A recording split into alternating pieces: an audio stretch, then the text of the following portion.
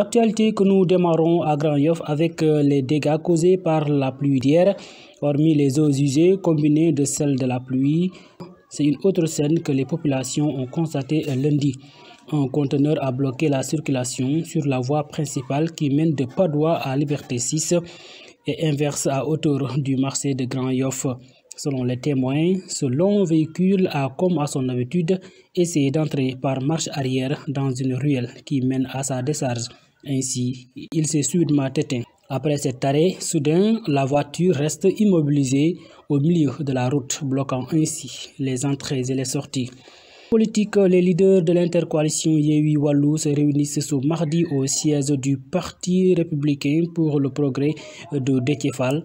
Il s'agira de fixer les contours de leur partenariat à l'Assemblée nationale suite du compagnonnage qui leur a valu 80 députés aux dernières législatives.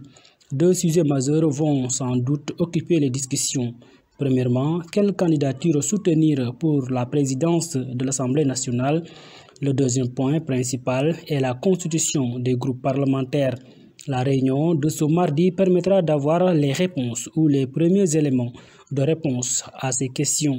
Toujours présidence de l'Assemblée nationale, la proposition de Maître Abdoulaye Wade pour la candidature de Lamine Thiam pour le poste de président de l'Assemblée nationale aurait été approuvée.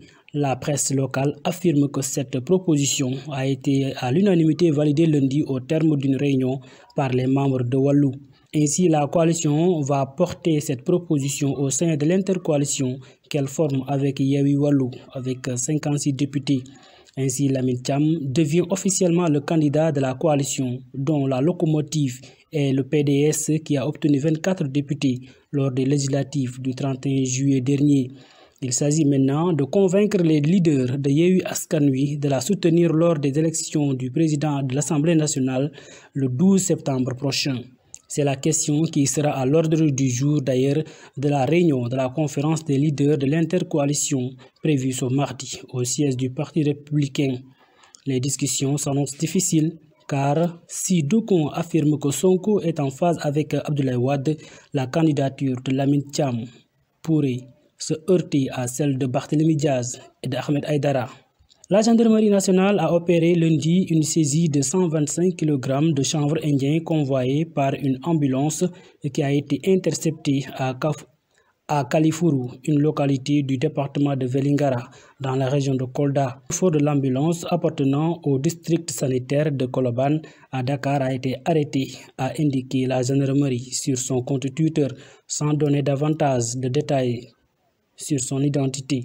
La Société nationale de gestion des déchets solides a déployé 40 engins lourds, 4000 unités d'équipement de nettoiement pour débarrasser Touba des ordures avant et après d'ici le Magal, a indiqué lundi son directeur général Mass Thiam. Il révèle que 4000 équipements de nettoiement composés de pelles, de râteaux, de brouettes et 12 000 paires de gants, du gel, des masques ont été mis sur pied pour accompagner les populations dans leur effort de rendre propre la ville de Touba avant, pendant et après le Grand Magal. Pour rappel, l'édition de 2022 du Grand Magal de Touba est prévue officiellement le 15 septembre prochain. À Thiès, les personnes inculpées dans l'affaire de l'incendie survenu au niveau du service de néonatologie de l'hôpital Mame Abdoul Aziz Sy Dabakh de Tivaouane sont toutes libres. Fodé John, le chef de la division maintenance de l'établissement, est le dernier à être relâché après les sages-femmes Awa Diop, l'aide-soignante Koumba Mbodj, inculpée pour délaissement d'enfants dans un lieu solidaire. Fodé John, inculpé pour homicide involontaire, a obtenu une liberté provisoire ce mardi, selon nos sources. Sur l'international, la Semaine africaine du climat est célébrée aujourd'hui.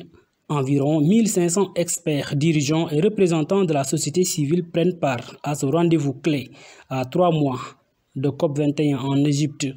D'abord, c'est le président gabonais Ali Bongo qui a pris la parole. Selon lui, les pays africains sont régulièrement frappés par des cyclones meurtriers. La montée du niveau de la mer menace des mégalopoles, a rappelé le président s'adressant aux participants à la rencontre de Libreville. Son ministre des Eaux et Forêts, Lee White, a été plus alarmant. Ainsi, il déclare: en Afrique, le changement climatique est une question de vie et de mort. Et si l'on n'arrive pas à freiner ce problème, dans 30-40 ans, le continent sera complètement déstabilisé, a fait savoir. À Libreville, il ne s'agit pas de négocier un accord. Les 1500 participants ont la mission de proposer des actions ou des solutions aux dégâts provoqués par le changement climatique. La feuille de route issue à Libreville sera la position commune de l'Afrique à la COP27 en novembre prochain en Égypte. Nous terminons par le sport. Le tournoi de l'UFOA de la zone A des moins de 20 ans se poursuit en Mauritanie ce mardi après avoir réussi son entrée en dominant la Guinée 3-1. Le Sénégal affronte le Libéria ce soir à partir de 20h30 dans l'optique de confirmer sa performance d'entrée. Les joueurs du coach Malik Daf pourraient faire un grand pas vers les demi-finales en cas de victoire ce soir. Rappelons que le Sénégal partage son groupe avec la Guinée, le Cap-Vert et le Libéria et la Gambie. Cette compétition est en vue des matchs qualificatifs à la prochaine Coupe d'Afrique de cette catégorie prévue en 2023 en Égypte. On rappelle que la précédente édition a été remportée par la Gambie. Mesdames et messieurs, c'est tout pour ce bloc d'informations sur Grand Yoff TV et merci de l'avoir suivi.